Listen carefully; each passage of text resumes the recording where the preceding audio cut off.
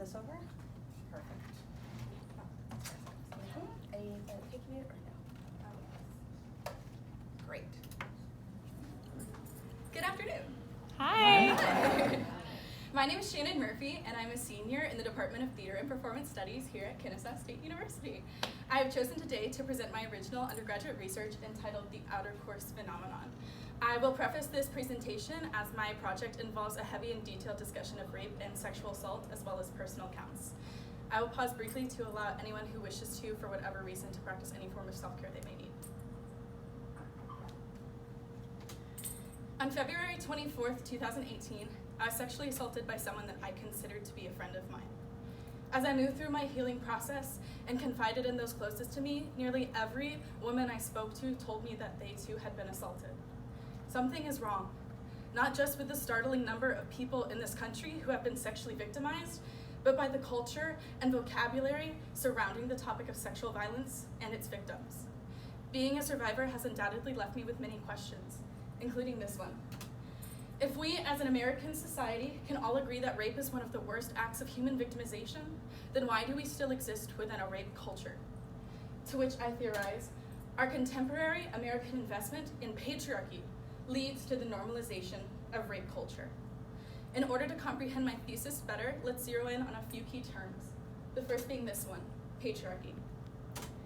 Harris Merkin, author of The Pattern of Sexual Politics, describes patriarchy as a society in which males control access to institutional power, and therefore ideology, philosophy, art, religion, etc. are molded to suit their needs. This is to say that in our patriarchal society, men have the power, and we behave in ways that maintain that order. In doing so, we create a society that values men more than anyone else. A lot of you by now are probably thinking, I came here to talk about plays, not patriarchy. What is this girl doing? At KSU, my degree is in theater and performance studies. And in performance studies, we analyze how we as people act out things like our race, our gender identity, and our sexual orientation on the stage of life. And I've spent the past few months analyzing how we, as modern America, perform our investment in patriarchy. And here are my findings. 6th grade is my earliest memory of being sent home from school for a dress code violation, and I was not even allowed to finish the school day. This is the dress code laid out for students at Dowling Catholic High School in Des Moines, Iowa. These guidelines were prefaced by gendered instructions that outline male students' quote, classy dress expectation, whereas the female students were instructed to quote, think modesty. Your outfit should attract attention to your achievements, not your body. Choose an outfit that is pretty enough to show you are a woman and covered enough to show you are a lady.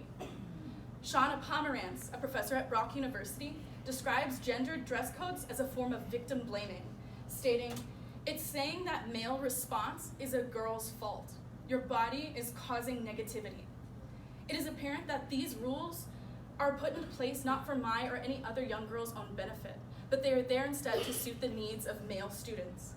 At an early age, us girls are taught that the way our male counterparts view us is more important than our education. And while we are being taught that our bodies are objects, boys, conversely, are being taught to objectify. Gendered school dress codes teach boys and girls alike that boys are not to be expected to control themselves, that women can be asked to change to suit a man's needs, and that we are not to say no, and that the way a woman dresses directly reflects the respect that she is owed. And these are expectations that continue to follow young people into and after their sexual maturation. According to Cultural Reframed, an organization for the resistance of hypersexualized media, the average child first views pornography by age 11, and 94% of all children will have seen it before their 14th birthday. For most people, men and women alike, porn is our first contact with what we think sex should look like. We come to think that sex is this theatrical, perfectly choreographed, not at all awkward, orgasmic experience. And as myself and other well-adjusted people came to find, that's not it. Funny, but that's just the thing. Porn is a fantasy, a male-centric fantasy. And it creates an expectation for people, especially men, that men and women should act the way they do in porn.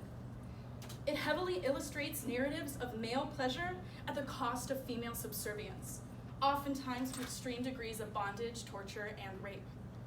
As illustrated by Dolph Zillman in the Journal of Adolescent Health, a case study showed that people who regularly view porn were twice as likely to regard sexual violence as normal or common than people who do not. This is to say that by the mere age of 14, we are already engaging in behavior that normalizes sexual violence and giving men the expectation that their sexual pleasure is to be valued more than the pleasure, the bodies, and the safety of women. Which is how in 2018, a senior class of boys at St. Paul's Prep School made national headlines for creating a competition to see who could have sex with the most underclassmen girls by graduation date. And considering that these boys are 17 and 18, and these girls would be 14 and 15, it is an act of statutory rape on most counts. A metaphorical competition with no trophies, no cash prizes to be won at the finish line, simply a display of how by age 17, young men already have the learned attitude that sex is directly related to masculinity. A misguided notion that guys who have more sex are inherently more of a man than others, and that women are to be hunted and regarded as sexual trophies, all by 17. And it all adds up, because as I have theorized, protecting men at all costs, plus valuing men more than women, plus linking masculinity to sex, equals a rape culture, which Diane Harriman, author of The Rape Culture, defines as a society in which rape is prevalent and the actions of rapists are normalized due to traditional views of appropriate male and female behavior. What Diane Harriman is saying is that patriarchy, as we've seen, teaches men and women that we should act in very specific ways to allow for men to be valued more and to hold more power. And because male sexuality is inherently valued more, rape is something that becomes normal to us. Now, I've used the workings of these scholars in the fields of performance studies, gender studies, and legal studies, and utilized them to develop my own critical theory on my case study, The People versus Brock Turner. On Saturday, January 17th, 2015, a woman lay on her back, unconscious behind a dumpster near the Kappa Alpha fraternity house at Stanford University. A 19-year-old man forces himself upon her and uses his fingers to penetrate her as she remains unconscious due to alcohol consumption. Upon two graduate students discovering the scene and asking the victim if she is okay, the assailant flees.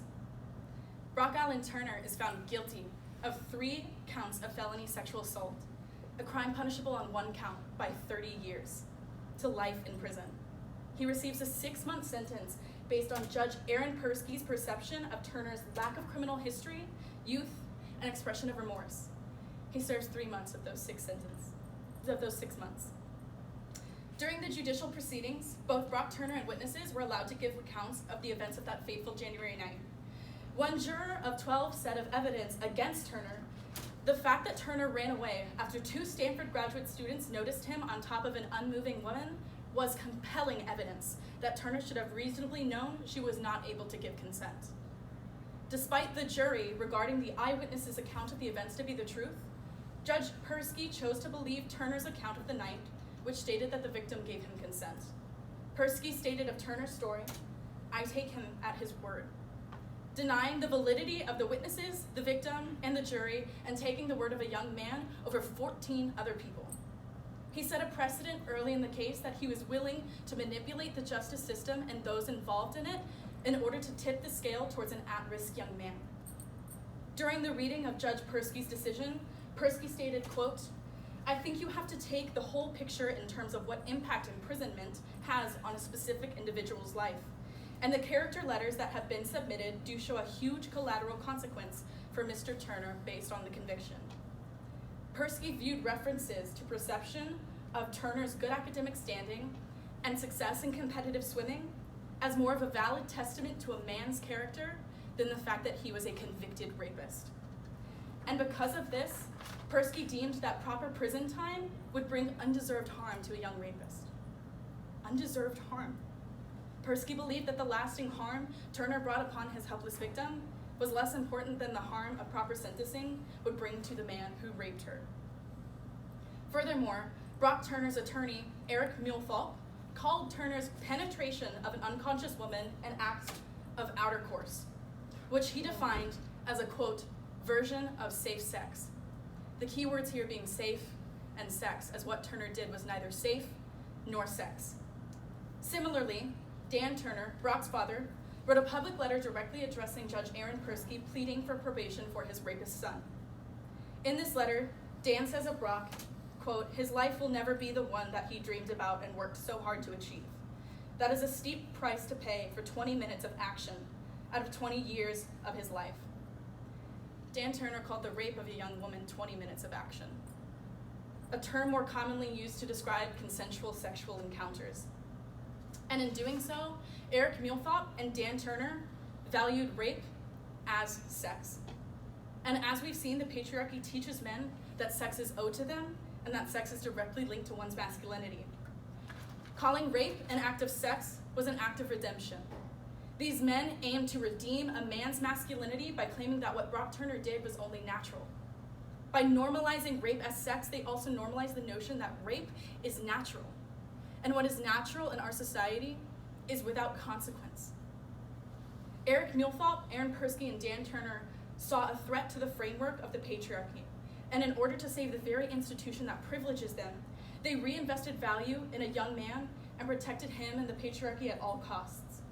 And by my calculations, protecting men at all costs, plus valuing men more than women, plus linking masculinity to sex, equals a rape culture. A society in which rape is prevalent and the actions of rapists are normalized due to the traditional views of appropriate male and female behavior. What happens next is a nation that cries rape. USA Swimming banned Brock Turner from returning to the competitive swimming stage for life. Professor Callie Marie Renison wrote a textbook in which she made Brock Turner the textbook definition of a rapist. The state of California passed a new law that requires mandatory sentencing for sex crimes where the victim is unable to give consent. And most importantly, Judge Aaron Persky was removed from his position. All of these, as well as thousands of other responses to the Brock Turner case, show what happened when we don't invest ourselves in institutionalized patriarchy. This is what happens when we value all bodies equally instead of just privileged ones. The Brock Turner case was a watershed moment, a turning point in the modern American conversation about rape culture. But where do we go from here? Because the unfortunate thing about the cultural response to the Brock Turner case is that this was not a response to the generations of rape that came before it. It took something as egregious as the Brock Turner case, an overt protection of the patriarchy at the cost of the victim. A low point in the moral compass of our country, one of the lowest in my opinions. But as we have also seen from the cultural response in this case, there is hope. There are people out there that see the framework of patriarchy and are able to point at it and say, this is wrong. I'm a theater major. And in the business, we have a saying for when something goes wrong during an audition or a show that goes a little something like, it's not your fault, but it is your problem. And I extend the same assurance to us all. It's not our fault, but it is our problem. In fact, let's make it our problem. Vote for politicians who don't normalize acts of sexual violence. Believe survivors. Hold each other and your children, regardless of gender, to a standard of equal respect, equal aspiration, and equal consequence. And for those of you out there like me, our time will come. And until then, I see you, I hear you, and you are not alone.